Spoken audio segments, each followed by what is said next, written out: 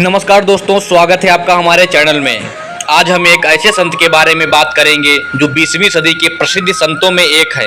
बाबा की ख्याति देश विदेश तक फैली है। 17 साल में ही बाबा को ज्ञान की प्राप्ति हुई थी। भक्त इन्हें हनुमान जी का अवतार मानते हैं, जो है नीम करौली बाबा।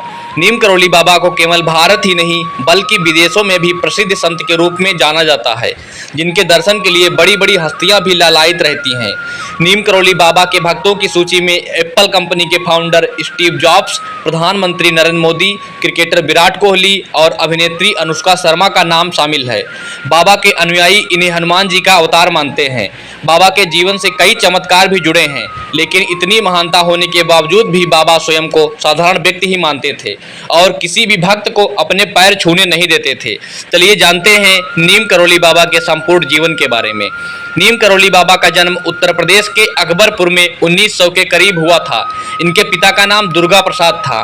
नीम करौली बाबा का वास्तविक नाम लक्ष्मी नारायण शर्मा था। बाबा जब तक जीवित थे लोग उन्हें नीम करौली बाबा, लक्ष्मण दास, हांडी वाले बाबा, तिकोनिया वाले बाबा और तलैया बाबा जैसे नामों से जानते थे। बाबा की प्रारंभिक शिक्षा किरंगहीनम गांव में हुई और 17 साल की आयु में इन्हें ज्ञान की प्राप्ति हो गई। नीम करौली बाबा का विवाह 11 वर्ष की अल्पायु में ही कर दिया था, लेकिन विवाह के बाद बाबा ने गृह त्याग कर दिया और गुजरात में एक वैष्णव मठ में दीक्षा लेकर साधना करने लगे। बाबा ने कई स्थानों पर भ्रमण किया, लेकिन एक बार फिर से इन्हें गृहस्थ जीवन में लौटना पड़ा। इसके बाद नीम करौली बाबा को 2 पुत्र और 1 पुत्री की प्राप्ति हुई, लेकिन 1958 में बाबा ने फिर से गृह त्याग कर दिया और अनेक स्थानों पर भ्रमण करते हुए कैंची धाम पहुंच गए।